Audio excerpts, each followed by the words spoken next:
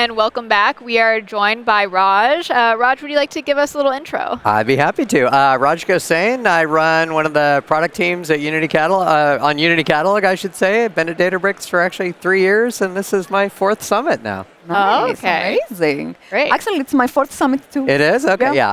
my 3-year anniversary is in 3 days. So, yeah. Excellent. Oh, congrats. Exactly, exactly. Cool. So today we're discussing about ontology. Okay. Yeah. So why is it important, and how does Databricks fit into the whole ontology game? And maybe for those newer to Unity Catalog, Sure. give them a bit of a background on that. Absolutely. Okay. Everyone remembers the moment last year when Matei open sourced Yes, that live. exactly. Yeah. All right. So, okay, let me step back a little bit. So, Unity Catalog is our unified governance layer for data and AI at Databricks. Honestly, it's a big reason why we've been so successful in getting customers to migrate to the lakehouse architecture.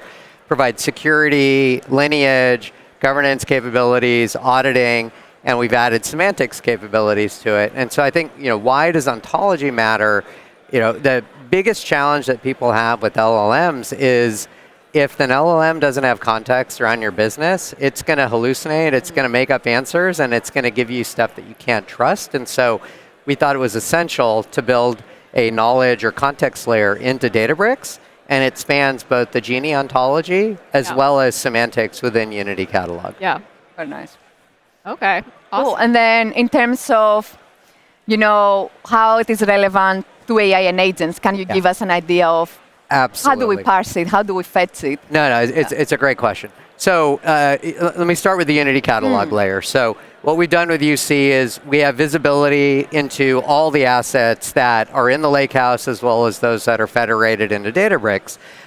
So we calculate lineage, we can infer popularity. What we've added in the UC layer, which feeds the Genie ontology, is what we call Unity Catalog semantics. Yep. So we've added domains that help customers organize their assets across, business units, functions, geographies, what have you. But in addition, we're just now adding, and you'll hear more about this in the next couple days, a new business glossary capability within Unity Catalog. And that allows customers to really define key business terms. And so think of this as like the ground truth, the source of truth for what does a customer actually mean? What does a churn customer mean? What does an aircraft engine mean if you're in the airline or aircraft manufacturing business? And those business terms, previously they haven't actually existed in Unity Catalog, and so Genie was trying to figure out, okay, what does that definition actually mean? By having that ground truth within Unity Catalog, we're giving the Genie ontology insights into how data is organized, business terminology that customers use in their organization, and then that Genie ontology gets automatically generated based on everything that's in Unity Catalog, all the sources that Databricks has visibility into, and it essentially creates a live, always up-to-date knowledge graph, and that knowledge graph is used to inform Genie when anybody asks a question in Genie 1 or in a Genie space. That ontology is going to guide Genie to maximize the likelihood that Genie is going to provide answers that are kind of verifiable, understandable, provably correct, and it's going to do it in a very token-efficient fashion, which is one of the big concerns that customers have these days. And then the knowledge graph, maybe not like graph in the traditional sense, but the way those connections feed to each other, is there a way we should think about that or try to even mentally visualize that process? Yeah, no, it's a great question. The way I would think about it is that knowledge graph is stitching together and identifying relationships between data assets, code assets like dashboards or Genie spaces, or take a notebook as an example. It's also associating that with individuals. So are there sources of data that are trustworthy, but are there also individuals that are trustworthy? So if I've written a dashboard on a particular topic and Genie gets a question about that topic, the ontology will help the LLM understand, Raj is actually an authority figure on these 5 topics. It could be SDP pipelines, it could be generative AI, it could be machine learning workloads or what have you. And so that guidance, that relationship between assets, individuals, and their authority figures, gives Genie essentially insights into what data signals it can trust so that it can provide the best possible answers to answer the question that that user has at that moment. So all of this, the knowledge, who is supposed to build it? I'm just curious. Are we expecting like the business users to come and? It's a great question. So I think one of the historical challenges with ontologies, like this is technology that's been defined by library scientists and knowledge management experts for 25 plus years. The problem with legacy ontologies is they tend to go out of date. They get stale. There's drift.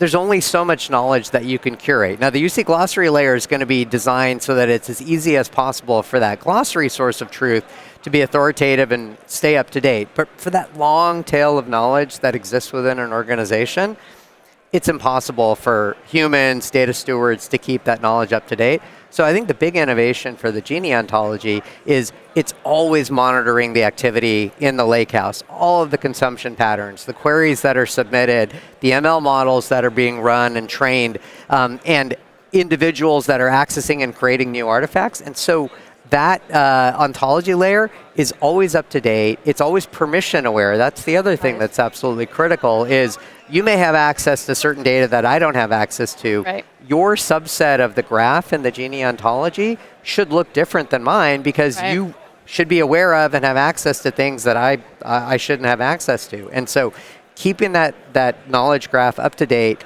have it be ACL aware and personalized to each individual in the organization is one of the key innovations that makes Genie ontology, I think, state of the art and really built for the agentic era, which is really the problem that we're trying to solve. Right. So you have basically the combination of what Bilal was talking about, which is these agents have context for Databricks. So they're the best for building agents within Databricks. They have context on the business, whatever the company provides, and maybe that takes a little work in the beginning for it to learn that context, Correct. And has the context of who's actually using it and trying to access data. Yeah, that's exactly right. Yeah, no, all of that comes together. And I'm glad you mentioned connections to the business. Like historically, Databricks and Unity Catalog have visibility to assets that you ingest into the lakehouse, assets that you create, or federated data sources. I could federate to an externalized catalog or say a SaaS platform.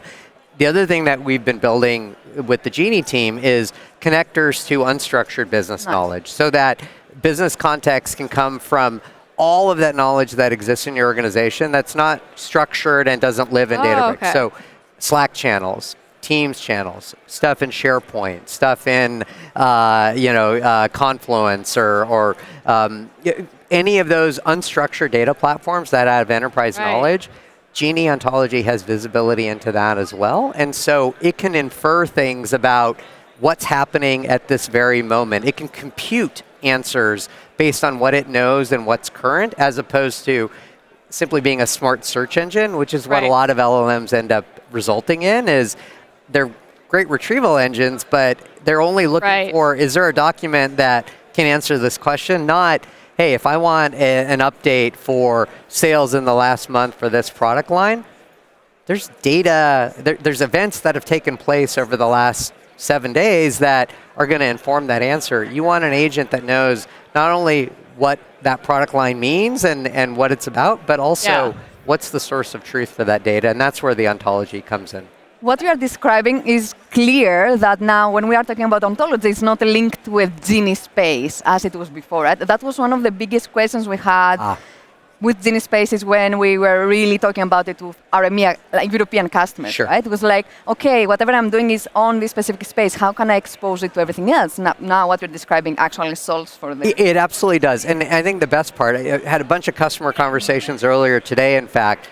Customers that have spent time curating and defining these Genie spaces, that's actually super valuable work because those Genie spaces are authoritative sources of knowledge for the Genie ontology. So if you've got a curated Genie space that answers finance questions about a particular product area or marketing questions for a set of campaigns, that's now authoritative knowledge that the Genie ontology has access to and that Genie 1 can take a look at and generate answers based on that information. Same thing with the UC metric views. Again, authoritative sources of truth in Unity Catalog for business KPIs, that curation, that modeling work makes Genie Ontology that much smarter. And so I really think it's the combination of sort of this curated, human-stewarded, authoritative knowledge coupled with all of the things that Genie Ontology has visibility to.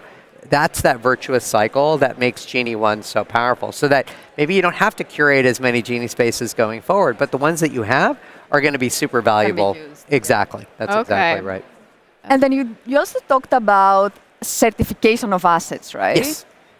Can you explain a little bit what does this represent and how it is fetched into the ontology to re-rank maybe? Yeah, no, that's exactly right. So when we talk about the ranking algorithm within the Genie ontology, it's called OntoRank, so ontology rank. And the idea is it's going to take all of these signals, again, authority and trust signals from individuals, how popular, broadly consumed are particular dashboards. It's going to take authority signals from things like these glossary pages and metrics.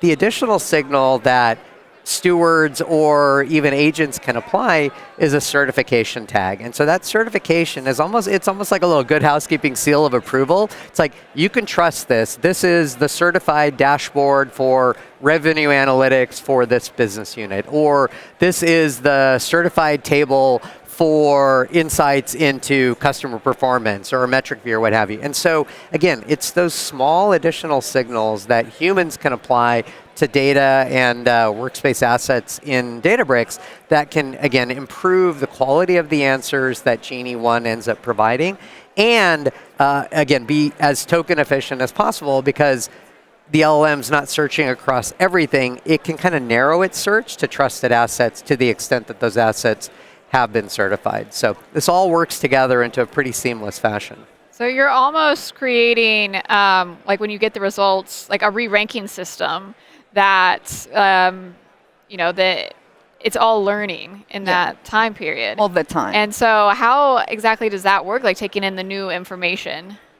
So Genie and Genie code, which powers a lot of the underlying capabilities that's building this ontology, because it's connected to our data platform, as opposed to a bolt-on ontology or knowledge graph or what have you, it's got visibility into all activity within the lakehouse.